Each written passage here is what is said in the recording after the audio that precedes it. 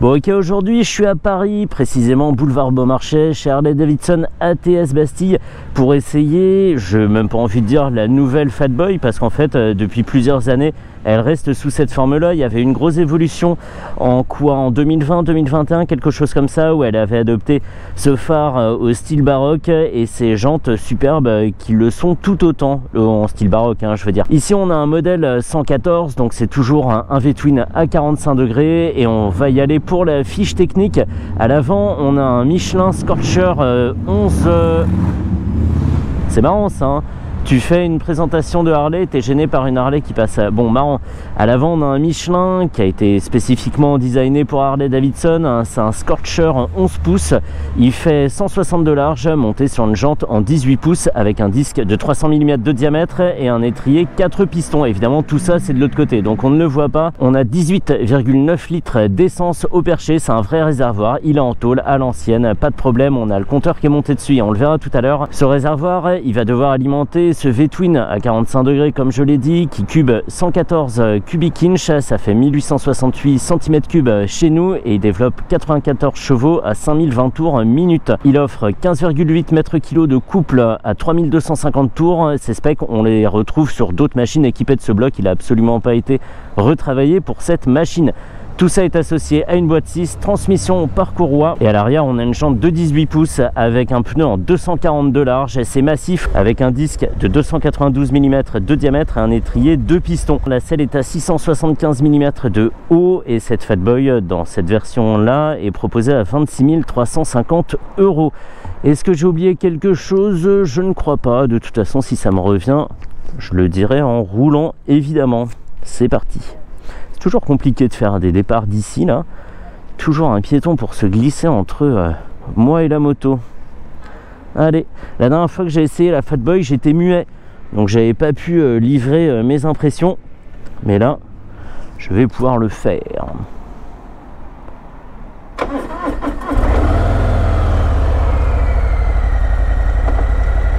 La Fatboy évidemment c'est la moto du Terminator. Dans Terminator 2, si je dis pas de bêtises, je crois pas que dans le 1 il ait une Fatboy, j'en suis même sûr. Bah oui, non mais dans le 1 il fait même pas de moto, c'est n'importe quoi. Il a pas encore appris à faire de moto, c'est pour ça. Je l'ai pas dit, mais cette machine pèse 315 kg en ordre de marche, il me semble, hein. Si je me trompe dans le chiffre, je le mets tout de suite, et ben ça braque pas mal, hein. Ça braque pas mal, on part tranquille sur le couple, c'est tout doux, en mode tapis volant. L'angle de braquage associé à ce guidon super large, ça donne un véhicule super doux à emmener, sans le mauvais côté par exemple de la R18 où on a un guidon large aussi mais qui revient pas tant que ça vers le conducteur, et où on se retrouve à avoir le bras très tendu, et c'est gênant notamment quand on tourne à gauche puisque ça fait presque tourner involontairement la poignée des gaz. On a toujours les clignots dissociés, un bouton à gauche pour le clignot gauche et un bouton à droite pour le clignot droit. Ils sont automatiques et ils se retirent quand on a fini de tourner justement. Alors on va dire, ah oui non mais attends, il est sérieux là, il essaie vraiment une Harley dans Paris, mais des Harley dans Paris on en voit à plein, personne se pose la question. En venant ici, j'ai croisé un mec sur une moto mais qui était quasiment identique à celle-ci. Donc ça se fait, et si ça peut répondre à la question est-ce que c'est faisable justement de rouler en Harley à Paris, j'en serais très content. Allez, voilà le neutre. On a donc sur ce réservoir, je le disais, le compteur avec une graduation fixe, hein. C'est pas un compteur, c'est pas un TFT rond comme sur d'autres modèles de la marque. On a donc une aiguille, c'est un compteur analogique, même si en dessous il est électronique, hein. Il n'est pas entraîné par un câble. On a juste en dessous un écran à cristaux liquides où on peut afficher un totaliseur, l'autonomie restante. On peut aussi avoir le régime en tour minute. Ça j'aime bien cet affichage, j'aime bien. Et on a évidemment une jauge à essence. Ici j'ai une moitié de plein, soit 7 litres environ. Ça sent absolument pas, il y a tellement de masse en bas qu'on pourrait avoir le plein, une sacoche et plein d'autres choses montées en hauteur comme ça, que ça se sentirait pas. Je fais exprès de rouler dans les nids de poules pour voir que la machine ne s'écrase pas et elle est bien suspendue. C'est presque un peu ferme. Alors j'aurais eu la possibilité, en jouant sur la molette derrière le bloc, de régler la précharge de l'amortisseur arrière, mais je ne l'ai pas fait. Je suis resté en mode tout d'origine, mais c'est très bien, c'est confort. J'ai vraiment l'impression de me déplacer dans le canapé en regardant le film de quelqu'un qui roule dans Paris. C'est très reposant. Là, je suis en train de me dire, dis donc, le pauvre type, et il va devoir se faufiler avec ça, mais en fait il s'en sort très bien, avec quand même quelques limites, hein. Quand ça fait moins de 2 mètres de large, ça devient compliqué. Alors je plaisante, on a plus de marge que ça, mais ça se fait, ça se fait. En fait, on est bien aidé par le fait que la selle soit basse, qu'on ait les pieds bien par terre, que la machine soit pas lourde et qu'on soit pas gêné par les plateformes.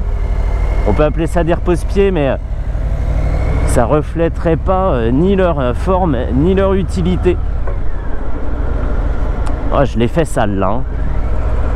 On est tranquille. Je sais même pas si j'ai tourné la poignée depuis le début. Je crois que j'ai conduit que sur le couple. C'est génial.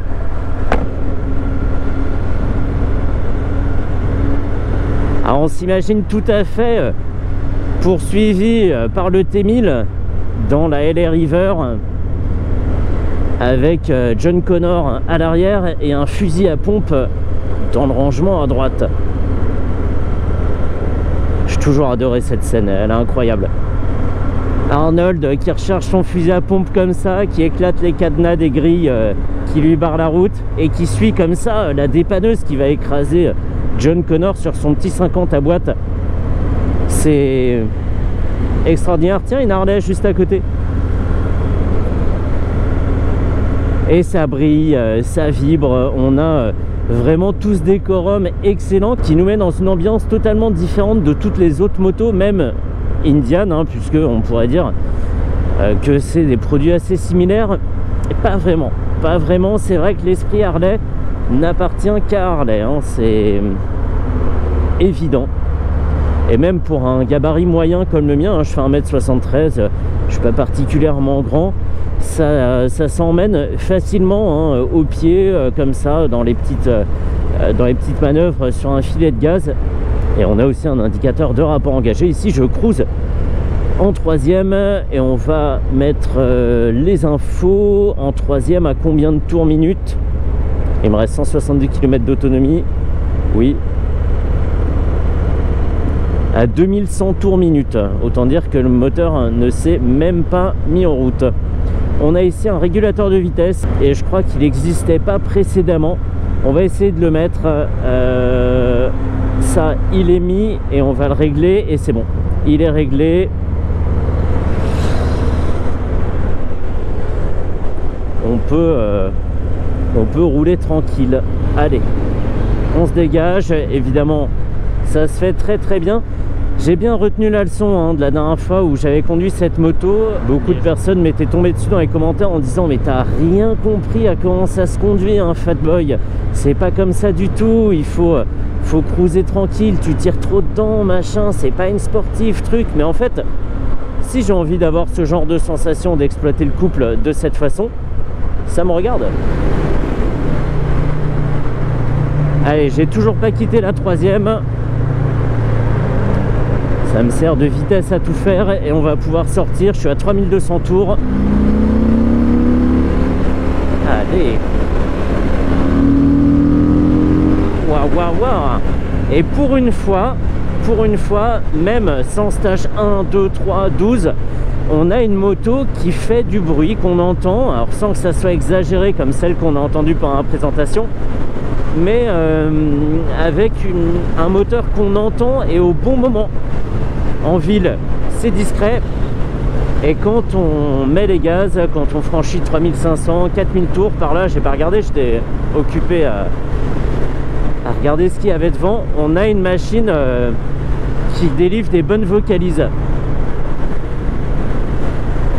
Et pour une fois, je pense qu'on peut pas me reprocher d'essayer la moto dans cet environnement, puisque elle est pas faite pour rouler sur les grandes lignes droites, pas spécifiquement en tout cas, puisqu'on a vu qu'en ville ça allait très bien, mais c'est quand même un de ses atouts. On se pose, on attend d'arriver, on regarde le paysage. Oh, regardez, le RERD, superbe, pile à l'heure. Excellent. Je le répète souvent, mais ce qui est important, c'est pas le décor, c'est le tracé, c'est les routes empruntées, ce qu'on a pu faire dessus, si on a pu lancer la moto, rouler doucement, un peu plus vite, se faufiler, etc. Je pense que en roulant ici, on a un aperçu très très complet de ce que peut faire une machine, de ce que peut être ce genre de machine au quotidien. Et le fait est que pour l'instant c'est pas fatigant du tout, les pieds sur les plateformes c'est excellent. Alors on va remettre le régulateur, hop, j'ai même pas passé toutes les vitesses, c'est honteux. J'étais en 4e, 5e, 6e. Alors 6e il a un peu plus de mal, hein. Je suis à 90, on est à 2020 tours minute. Et on sent vraiment les grosses explosions dans le moteur. Ça fait pas. C'est pas ce qu'il y a de plus agréable. Moi je préfère quand il tourne un peu plus haut. Et pas beaucoup plus haut en plus, parce qu'on est à 2290 tours minute. Précisément, archi précis. Et là, c'est beaucoup plus confortable. Le ressenti est meilleur. La machine semble moins peinée.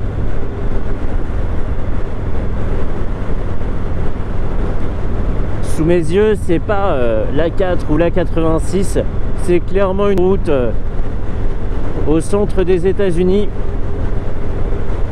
C'est comme un filtre roulé en Harley en fait, tu vois pas les choses du tout pareil, c'est fou.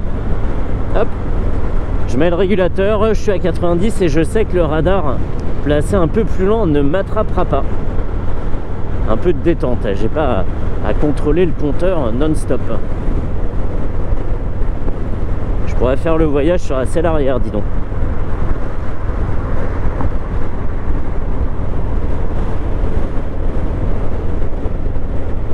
Dingo. C'est évidemment absolument pas à reproduire. Je laisse quand même au montage, même si je vais me faire taper sur les doigts. Mais il faut absolument pas le faire. Ah, je devais sortir là. Bah, c'est dommage. Ouais, ça me fait aller loin, hein. C'est pas très grave, j'étais absorbé, j'étais complètement ailleurs. C'est très agréable d'avoir une moto qui se conduit toute seule, bien posée sur sa trajectoire. C'est du repos et quand on veut, on repart. Et pas forcément en faisant un kickdown parce que on n'est pas là pour le sport, ça c'est vrai, mais c'est super plaisant de sentir le couple arriver comme ça, comme une grosse vague qui gronde au loin et d'un coup, poum, on est emporté et la machine se déplace beaucoup plus vite avec des bonnes vibrations et ça c'est hyper important. Ça n'a pas disparu, hein. Les moteurs sont allés en se modernisant, ça c'est vrai, mais ils ont gardé cet esprit Harley. Et c'est très important pour ça, c'est très bien fait. Allez, on vient de quitter la highway, l'autoroute, pardon. Alors oui, d'extérieur, elle est hyper imposante. Tout est massif, épais, voilà, il y a ces gros chantres qui impressionnent, ce tête de fourche, les fourreaux de la fourche, c'est une fourche traditionnelle mais très habillée. Tout ça, ça impressionne, ça c'est vrai, mais en fait, je le dis souvent aussi, il faut s'asseoir dessus et débéquiller. Et là, ça donne une bonne idée de si c'est faisable ou pas de rouler avec. Par exemple, j'avais peur du départ entre les petits potelets sur le trottoir, mais à partir du moment où je me suis assis dessus, que je l'ai débéquillé, je me suis dit oui, pas de souci, on passe entre les potelets, ça se passe bien. Un bon point pour la Fatboy. Après, il y a eu ce départ à angle droit sur la route. Ça s'est bien passé, la machine braque bien. Bon point pour la Fatboy. Et on va comme ça, de bonne surprise en bonne surprise. Donc c'est pour ça qu'il faut vaincre l'appréhension et avoir la curiosité de monter dessus. Parce qu'en plus, ça se gère super bien, hein. C'est un moteur qui est monstrueusement coupleux, évidemment. Mais tant qu'on ne tourne pas la poignée, et il se passe pas plus de choses que sur d'autres machines plus petite. Et c'est super facile à doser, hein. Alors il y a un peu d'expérience derrière tout ça, mais si on n'est pas un bourrin, qu'on reste humble pendant la phase de découverte de la moto, il n'y a pas de raison de ne pas réussir à conduire celle-ci en fait. Et ça serait très dommage de ne pas le faire. Là c'est tranquille, on laisse la moto aller sur le point de patinage. J'ai absolument pas tourné le gaz.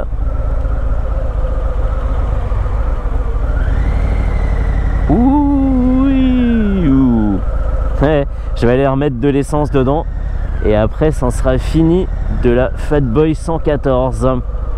J'aime beaucoup le style, hein. J'aime vraiment beaucoup le style.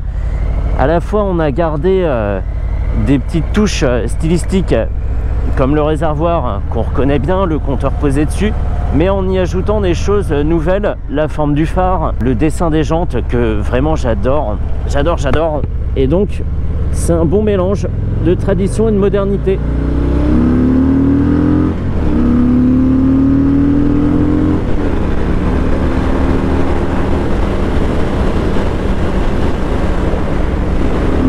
Allez.